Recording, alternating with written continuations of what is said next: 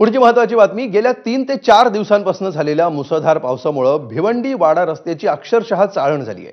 या महामार्गावर हजारो कोटी रुपये खर्च करून सुद्धा रस्त्याची परिस्थिती जैसे थे आहे। भिवंडी वाडा महामार्गावर काही खड्डे 15 ते 20 फुटांचे आहेत आणि त्यांची खोली जवळपास अर्धा ते 1 किंवा 1.5 फूट आहे। त्यामुळे या भागामध्ये मोठ्या प्रमाणावर अपघात देखील होत असतात।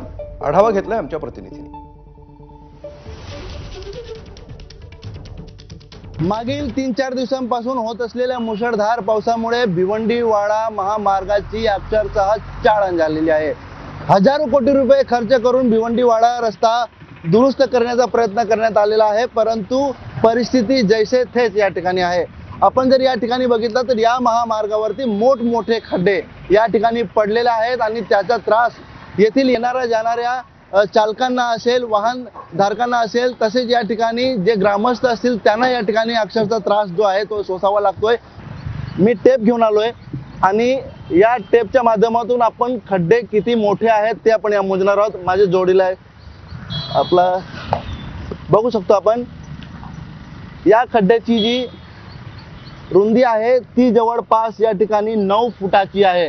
जवळपास अर्धा फुटाहून जास्त या खड्ड्याची डीप आहे आणि लांबी आपण जर बघू शकतो तर पूर्ण जो रस्ता जेवढा आहे तेवढा रस्ता पूर्ण खड्डा आहे। त्यामुळे या परिसरातून मार्ग काढताना वाहन चालकांना या ठिकाणी अपघातांना समोर जावे लागते। आपण दर दिवशी बघतो की या ठिकाणी काही वाहनं बंद पडलेली आहेत, तर काही वाहनं पलटी झालेली आहेत। अशा प्रकारच्या घटना या ठिकाणी वारंवार घडत आहेत।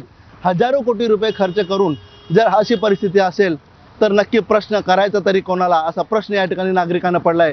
जीव गेल्यानंतर हे खड्डे बुजवले जातील का, एखाद्याचा बळी गेल्यानंतर हे खड्डे बुजवले जातील का, असा संतप्त सवाल नागरिक करताना दिसत आहेत।